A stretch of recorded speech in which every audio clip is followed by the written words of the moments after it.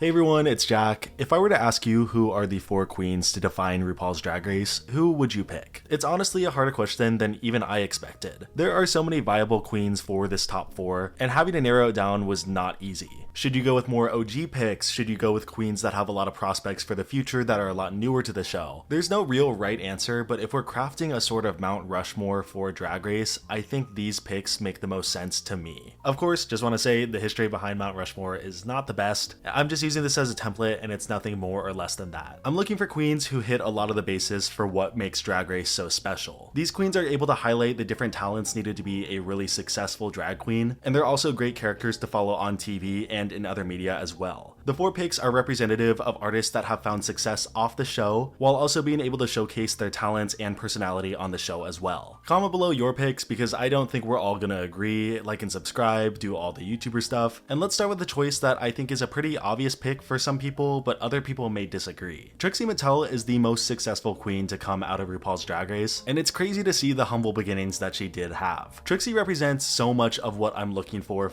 a list like this. She did decent on her original season, getting eliminated early and then coming back to the competition. And then she went on to win All Stars 3. But her time in season 7 isn't really what netted her the spot in All Stars 3. Instead, we have her online presence to thank for that. Much like many of the other season 7 girls, Trixie was a workhorse, and that's persisted up until today, where she's now taking a break, and I hope that break goes well. But she was one of the queens to really focus after the show and take any notoriety that she got from the show and turn it into a legacy and empire. She was really able to put herself out there beyond the original depiction that she had on season 7. People really started to fall in love. She came back for All Stars 3, and after a lot of crazy things happening on that season, she ended up winning. It's really interesting because after following Trixie for so long and knowing her personality, I think she would have still found a lot of success even if she never went on to win. But her going on to win the season and be really successful outside of the show conveys what the show can really do for the queens, even though it's much harder now to do that. Overall, Trixie represents the capitalization that you can get from Drag Race, and more importantly, the redemption side of things, which is always going to be a very persistent topic. Though we're seeing a much different landscape for the queens who go on the show, it's still admirable to look at Trixie's run as something that still can happen today. Trixie going on to have multiple seasons of her own renovation show, her own cosmetic line, releasing multiple folk albums, having a really successful DJ career. I can really go on and on. It's emblematic of how Drag Race can positively change the lives of the people who go on. Once again, it is harder now, and I do need to acknowledge that, but for a list like this, Trixie is a great representative of the best parts of Drag Race. So let's add Trixie to this Mount Rushmore.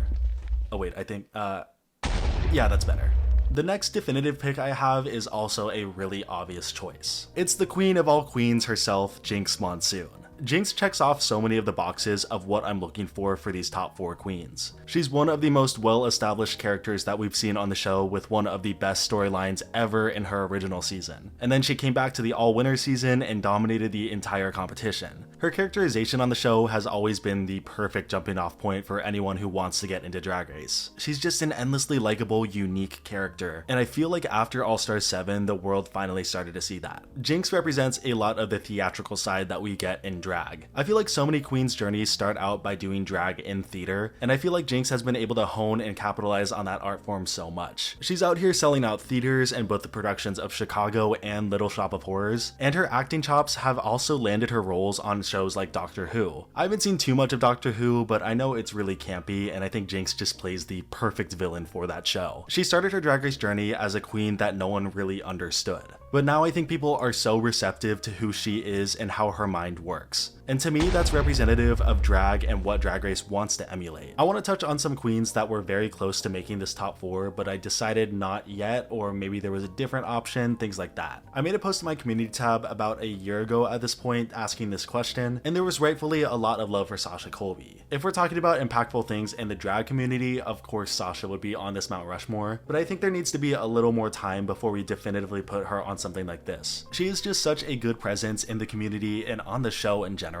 and I feel like she can be asked back for so many different things. Whether it be guest spots on future seasons, World of Wonder shows, anything, just give them to her. But for right now, I still think it's a little too soon. Alaska was also a name that popped up a lot, and it makes a ton of sense. She's always really established herself as the expert on Drag Race, and I do believe that wholeheartedly. I love that years later, she is still as much of a fan of Drag Race as she was before she was on the show. Not to mention, she won the most iconic and loved season of all time. If I made this list a couple years ago, like when I started my channel, I think she would for sure be on here. It's not that she ever became less of a viable pick, I think other queens in recent years have just really rose their rankings. Like even a couple years ago, I could see her being put over someone like Jinx maybe. I think All-Star 7 is one that I really shook up who I think I would put on here. I'll get back to a couple of queens who barely missed the list, but speaking of All-Star 7, it might be controversial, but I do think I would put Raja on this Mount Rushmore. I and many other creators often talk about how Raja redefined the runway. Her runways on her original season were great, and a lot of them still hold up. I feel like a comment I see nowadays is that her runways are overrated or overhyped, or they don't understand the influence that she had, and a lot of the time it's because they're looking through the lens of today's standards. Drag Race before Raja had some really great looks, but I feel like she was the first to elevate them to a new level. Every time she went into a runway, you didn't know what to expect, but you were excited to see it, and her interpretations of the category were often very out of the box or just again elevated. She's basically what Michelle Obama said, constantly raising the bar and doing it flawlessly. And All-Star 7 I think re-solidified the legacy that she had and her talents just going forward. She brings not only the fashion and the reference to Drag Race, but also the out-of-the-box style needed to be a really great drag artist. The influences she's had on so many different queens who have gone on to be on the show or just queens in general, it's really monumental, and I think she needs to be on this list. Speaking of people who had a lot of influence and are still very influential today, getting back into the people who barely missed the list, let's talk about Raja's counterpart, Raven. Raven is so close to being on this list for me. The amount of queens that she's influenced to be queens, the amount of makeup that she's affected, there's a whole era that was just based off of her makeup. She's had a ton of influence on and off the show. I mean, she still does Rue's makeup now. If a queen from the show were to do a list like this, I'm pretty sure Raven would be on it for them. She just has a lot of pull and influence behind the scenes that I think a lot of the queens would understand, but when we're looking at the people who represent the successes of Drag Race on and off the show, I just don't think she would pop up as much as these four queens. I still do think she deserves to be in the conversation because of her influences and her great work behind the scenes. Bibi Zahara Benet is another name that popped up a lot, and I definitely see the logic behind putting her on here. She's the first winner, the first to do it, and do it extremely well. I feel like there's a really organic love that's grown for Bibi from these newer fans, especially after we get further and further from All Stars 3, where her depiction was not the most consistently great. She's definitely a really good candidate to consider, and if I was looking at some of the different factors, I think she would be a surefire pick for the list. But what I'm looking for right now just doesn't line up as much. Monet Exchange is another really great choice because she's done the Drag Race circuit so many times, and I don't want to lump them together, but Trinity is the same way. The frequency that they pop up on the show is definitely a reason that they could be on this list, and it really does seem like World of Wonder loves them a ton. For me, there's just some overlap with the top four that prevents them from also being on the list. Violet is another queen that was mentioned, also Gottmik as well, both being killer on the runway and having a lot of storyline around their fashion. They're good picks, but again, there's overlap with Raja's role. And though I would never put her on the list, I think Sharon Needles had a ton of influence on a lot of great queens, but her actions are disgusting, and I do not want to promote that ever. Ultimately, I think it comes down to the battle of two New York queens, Bianca Del Rio and Bob the Drag Queen. They're both incredibly intelligent and professional comedians who dominated their original season. Bianca was the first queen to never land below safe on the show. They've both hosted the pit stop and had a pretty consistent relationship with WoW, even if a lot of us were worried that Bob the Drag Queen pissed them off by doing the All-Star 7 reunion. Bianca has had a really consistent comedy tour that has sold out theaters across the world. Bob has produced multiple successful comedy specials. Bianca has starred in 2 movies about her drag character. Bob the Drag Queen is touring with Madonna, going all over the world and going to places like Brazil, performing for 1.6 million people. Like I said at the top of the video, there's no wrong choice, but if I had to choose, I would choose Bob. Because I think linkage to the show is a big factor, and while they've both done things like hosted the pit stop, like I said, Bob also has the podcast and still keeps up to date with Drag Race. When we see the frequency that Bob talks about the show, she's constantly in the fans' minds of someone who is on Drag Race. And I think just that little bit gives her a leg up on Bianca to be our 4th and final person on this Mount Rushmore. Each of these queens, though there seems to be a little bit of a lean towards comedy, I don't really think step on each other's toes when it comes to their strengths. They represent different storylines in the show, like redemption, underdog storylines, overdog storylines, I guess. They hit a lot of the major skills like fashion, makeup, dancing, singing, theatrics, and while there could be another 4 people that fit these categories better, when I mention Drag Race, I think these 4 people will be brought up a lot. But it's interesting to see how things change over time, so you don't know what something like this will look like in like 2 to 3 years. Will a queen that hasn't even been on the show pop in? Will Serena Chacha finally make it to the top 4? These are questions that we need to know. This is all for fun, so again, comment your picks down below and give a reasoning. Thank you so much for watching, you're the best, and I'll see you soon with another video.